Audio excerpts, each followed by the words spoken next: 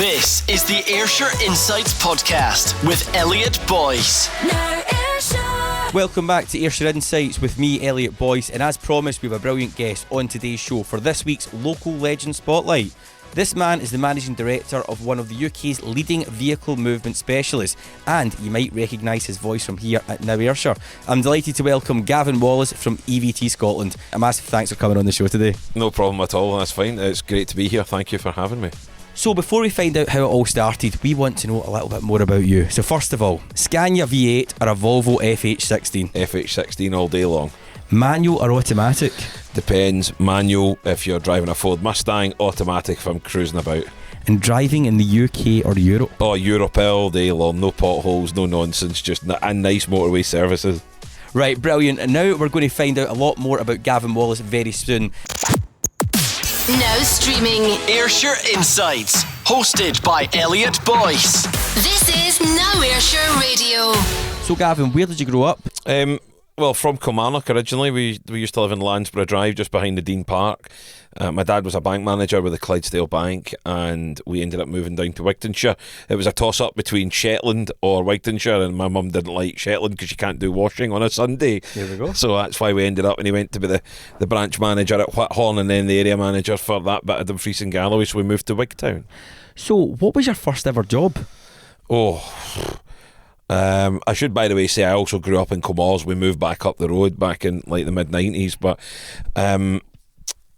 first proper job was working in Excel Contact Centre in Irvine, trying to sell people money basically through their bank accounts, insurance and things like that.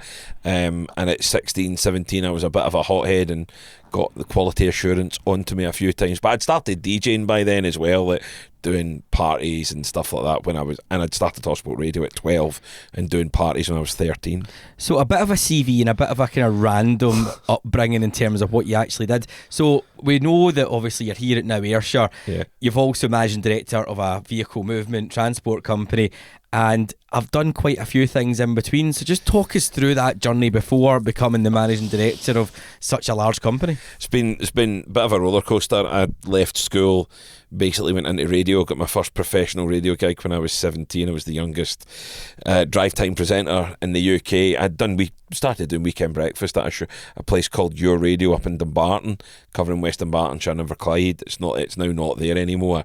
Moved to Central FM, then to West Sound in Dumfries, and West FM was there beforehand as well. Obviously it's now defunct, and that's why the great Now Ayrshire Radio is here.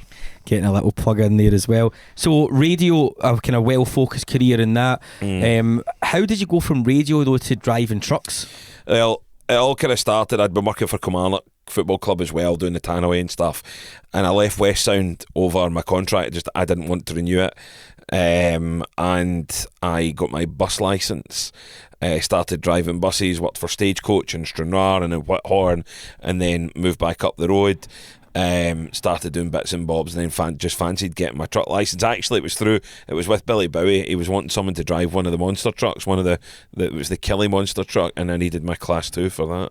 A very varied kind of upbringing, varied amount of jobs that you've been through, but also probably something that's kind of stood you in good stead with a mixed experience, the people skills, interpersonal skills, and being able to kind of handle different situations. Yeah, try to do a tour in the Highlands when the only language that the bus speaks is Japanese does present its issues, and I had only known radio after I left school, so to go and do stuff like that and tour around the UK and Europe with buses and big coaches was obviously great fun, and I think that really kind of gave me a real solid foundation for then really learning about myself. Would you say that throughout your life, so a lot of the times what you'd mentioned, it was contracts, employment, were you always interested in having your own business? Yeah. What sparked that? Always wanted it. COVID actually kind of sparked it, really, to be fair. I still work for the BBC, and at that point we get told we could go and do something else. When COVID came in, Muller were looking for tanker drivers, so go onto the farm, lift the milk and take it back to the dairy at Bellshill. Older listeners and viewers will know them as Wisemans.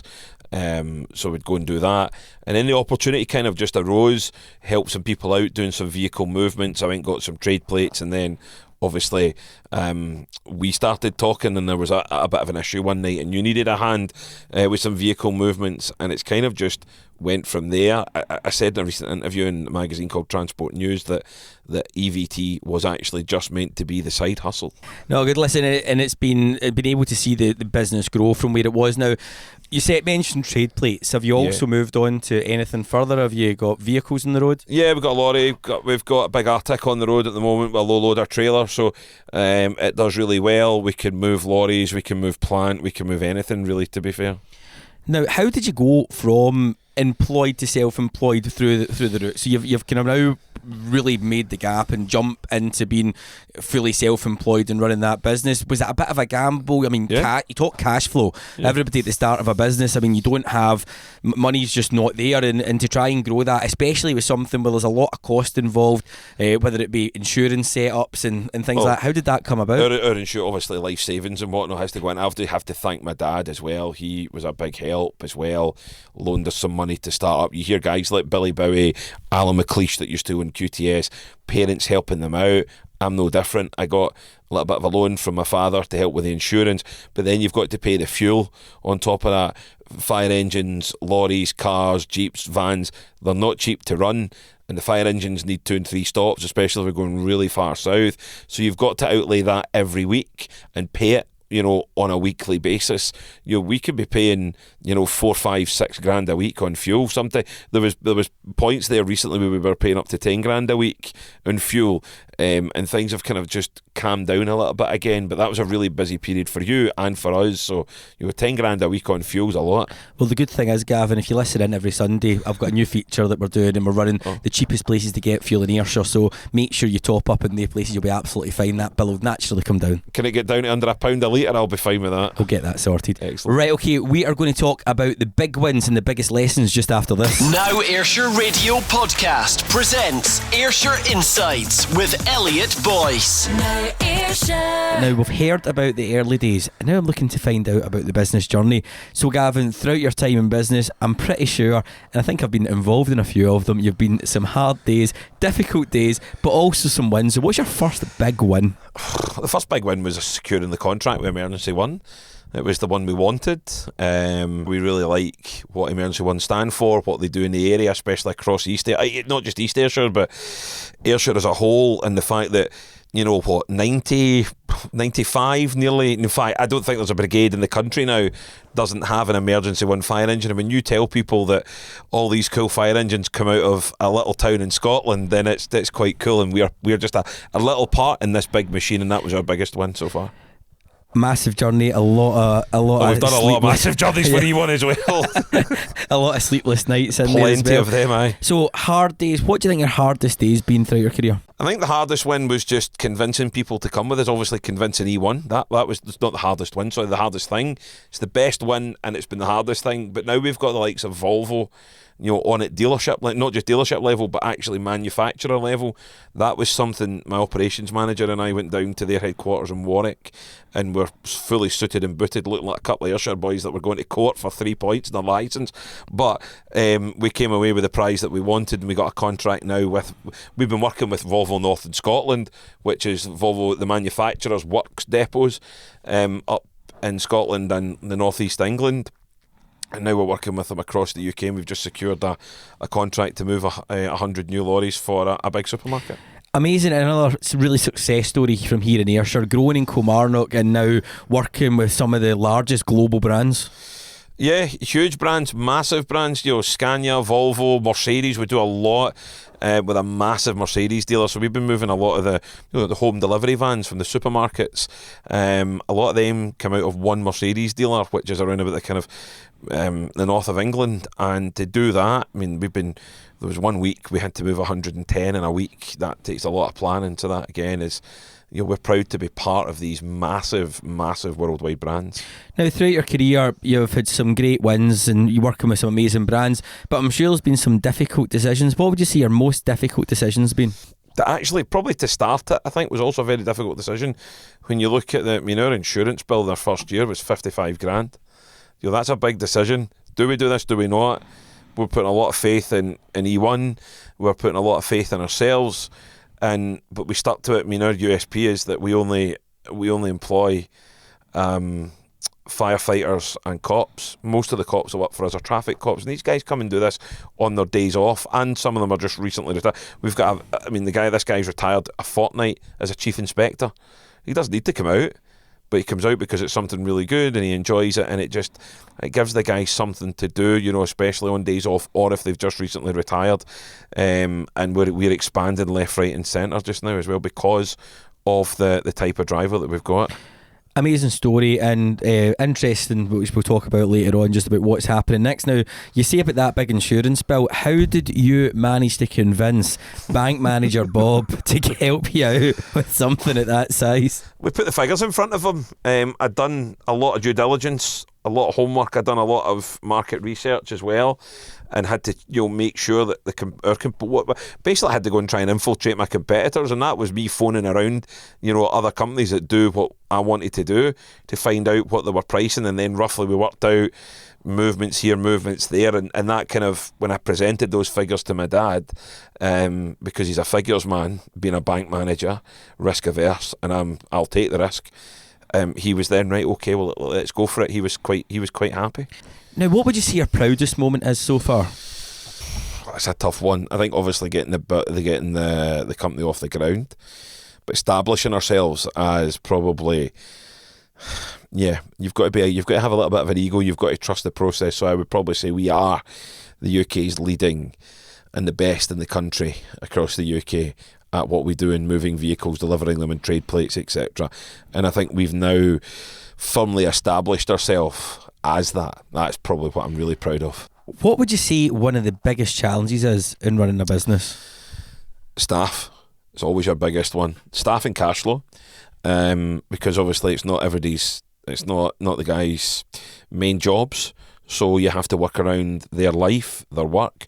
Firefighters do a thing called an orange day, where because the amount of time they get off every 7 weeks, they have to then get phoned in and make up hours. So the driver could say, yeah, I'll do it, then gets an orange day, so they get called in, not necessarily to their own station, but another station, and then you need to rejig stuff, but also keeping customers happy, because when one thing goes, it sets off a chain reaction, and then you've got to speak to about 3 or 4 different people at Emergency One, then 3 or 4 people at Volvo, then 3 or 4 people at Mercedes, and the list just then, keeping everyone happy is the biggest challenge. So you're challenging staff, and understandable, not down to individuals, but just process and what they currently do. Yeah. How do you best build resilience though to overcome this? Because you've not got to where you are today by continually rejigging and letting people down. No, we have over 50 drivers on our books, and we make sure that they are spread relatively evenly across all the watches. Across the fire service, you get blue, green, amber, red, white, etc. And that's what gives us our greatest flexibility, is knowing when the guys are available. We've also got a big WhatsApp group, and the guys tell us when and when they're not available, and we get them planned in and locked in as quickly and as possible. That's the biggest thing. But we always have to be resilient. And I'll come out, like last night or the other night before recording this, I wasn't scheduled to do that. Driver phoned in really unwell. The resilience is there's only so many of us are allowed to drive these particular vehicles, so we've then got to go and do it, and that's what has to happen. You've got to be, also you need to go and get your own hands dirty. I would not do anything that I wouldn't ask my guys. Anything I ask the guys to do, I'll do it myself too. Or you've done it. Or I've done it, yeah. Tune in live every Sunday from 10 a.m. for Ayrshire Insights with Elliot Boyce. Only on Now Ayrshire Radio. Now it's time to talk community, charity and Ayrshire pride, but before we do that, the listeners have been in touch and let me know what their weekly bargain is. So the question for you, what's your bargain of the week that you've got for a tenner or less? 10 litres of fuel for just over a pound a litre. I was buzzing the other week when the fuel went down to 103 a litre. That's before VAT, I should say, because we're a VAT registered company, so we don't count the VAT price. So yeah, having my fuel at 103, 104 a litre, nearly a tenner's worth of fuel. So was this probably my bargain of the week.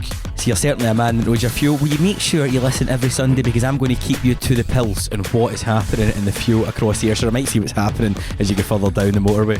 Well, Pulse would suggest that you're into your electric vehicles then, if you're Pulse charging, but I'm a diesel petrol, although I do drive a hybrid myself now, but yeah. So Gavin, back to you and back to the business. Why support local causes like us here at Now Ayrshire, who you currently work for as well? So what I put in, I'm taking back. No, that's not fair. We're always kind of keen to help local charities and local anything really, where and when we can. We obviously have donated to Kelly Community. We embarked on a bit of player sponsorship last year at Kilmarnock Football Club, and I think Now Ayrshire Radio, though, for us it will be a really good thing, because Ayrshire's been crying out for that local feeling again, obviously since, we all know what happened with what was here beforehand, and Ayrshire likes to be connected. People in Ayrshire like a gossip, and I think the radio and Now Ayrshire Radio provides that sense of community for what is a really big area, and that's why we really like the station. You mentioned local feeling. Now, clearly, and if you don't know this, you're in the wrong place. that local feeling, a big word and a big tagline that we use here at Now Ayrshire. Really? What does that local feeling mean to you? It means engaging with the community. It means finding out what's going on, whether it be Jan's Bake Sale in Coylton, or whether it's who Kilmarnock or Ayr United are playing, or what's happening on the roads. It's really encompassing what's going on. Ayrshire's a unique community, and that local feeling has to be spread throughout. So we're going to finish strong with a fun round and find out what's next for EVT Scotland's founder, Gavin, just after this. This is Elliot Boyce. And this is Ayrshire Insights. If you've just tuned in, I'm with Gavin Wallace from EVT Scotland, and it's now time for 5 fast ones. So Gavin, I don't want you to think about it, just shout out the first answer that comes into your head. Are you ready to play 5 fast ones? Okay, let's go for it. Right, start off with your specialty. Favourite takeaway? Oh, Chinese. Song that always lifts your mood? Kenny Loggins' Footloose. Best thing about Ayrshire? The people. Weirdest moment and at Kilmarnock work? Football Club. Can I say two of that? We'll go. We'll let it in. We'll let it in. Weirdest moment at work? Weirdest moment at work was when I was 18-year-old and I interviewed Liz McLaren off of Atomic Kitten and ended up going out for dinner with her after it. That was a weird moment at work. There's a full story in that one. And who plays you in a movie of your life? Nobody, because nobody would be daft enough to make a movie, but if it was to happen, then me, because Brad Pitt just couldn't do me justice. There we go. Definitely. I don't know. That night shift must be really impacting you there. Right, thanks for playing 5 fast ones. We're going to be asking our guests every week to get involved. So Gavin, what's next for you and your business? We want to continue to scale up. We're looking at our competitors down south. We'd love to look at what we can do to branch out there, but we've also started a new chauffeur service. We actually bought a Mercedes V-Class with the view of supporting the drivers on bigger jobs like the supermarkets and the lorries that we'd be moving, and we got it really highly spec'd, executive style. So now we started a thing called Platinum by EVT. So you can book us, whether it's about an airport transfer, or really what we're into now is we've just signed actually a deal with a security company in Glasgow to provide close protection driving alongside their security guards for high net worth individuals, for celebrities, for VIPs. We've got a GLE, a Mercedes GLE part of the fleet, that the V-Class that I mentioned, and we've just purchased a Volvo XC90, which is really quite classy and discreet, and we're doing kind of all of that, and what I would really like us to do is really develop that, and that's kind of where I'm looking and spending a lot of my time and focus just now. Well, they seem to be all over Ayrshire right now. Will I see you in the next motorcade? I would like to think so, yes. That would be quite nice. If we can get in that motorcade, I'll be buying you a beer. So Platinum by EVT. Endorsed by Donald. Yeah, and listen, he's a great guy. Diversifying as well, and I think that's important for any company to not just stick to where you're at. You're obviously doing really well with the vehicle movements, the trade plate movements. You then developed onto that, got a lorry and did the work with that, but to now look at another element of transport and to just kind of close that gap on being able to be the ultimate transport company that covers everything. Yeah, that's what we'd like to be. We've got the best staff in the business, as I've mentioned before, the serving and retired firefighters and police officers, a lot of which are traffic police as well. So we've got the best, the highest trained and guys that like that uniformity, they look smart, they pride themselves on having their boots polished, their shoes clean, their shirts crisp, and that's what we want, and that I think is what sets us apart and how we'll hopefully continue to grow. An amazing story, amazing to happen here in Ayrshire, and really excited to see how the company develops and moves forward. Thank you, Elliot. Thanks for having us. So what's one thing you hope for Ayrshire's future? To continue to thrive. As much as he's divisive, I like it when people like Donald Trump come here. He's invested money with Trump Turnberry, him and his family. Obviously there's the visits from it's widely known that JD Vance has been here as well. So people like that, big names. I want Ayrshire's tourism to continue to thrive. I want the people of Ayrshire, because when things like that happen, then tourism becomes massive. Golf is huge here, but I want people to come and see Ayrshire. I want the people of Ayrshire to flourish, and if we get people to come and spend money, then it's going to be a really good thing for our local economy. And I want Now Ayrshire Radio to flourish as well. Yeah, and it all comes round. I mean, getting the tourism, bringing people into Ayrshire does impact businesses locally. You look at your Platinum EVT service. Well, yeah, it's part of that. Golf, yeah, and people coming in. If you're looking for a golf hire, then of course we'll take you there. No problem. Prices are very good, competitive. Getting the plug in. Absolutely.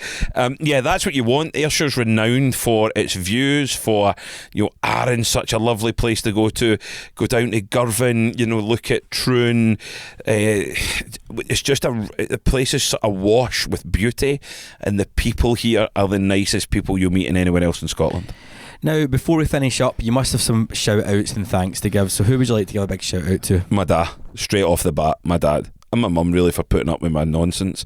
Just everyone, really. I've got a really good network round about me, and I think everyone that's round about me, probably I could name, I don't want to name everybody because I'll forget somebody, but Pepper, my dog, because she's the ones that listen. My 16-month-old Labradoodle, she hears all my nonsense, she lets me rant at her, tilts her head, and then just wants a belly rub, and that makes everything a whole lot better. But just, yeah, I think anyone for standing by me, really. There's so many people in there, and it would be difficult to name everybody, and I would feel bad. So, yeah, just there's just so many people round about me, but my dad is probably the person I would thank the most. And the likes of Billy Bowie and Alan McLeish for their support.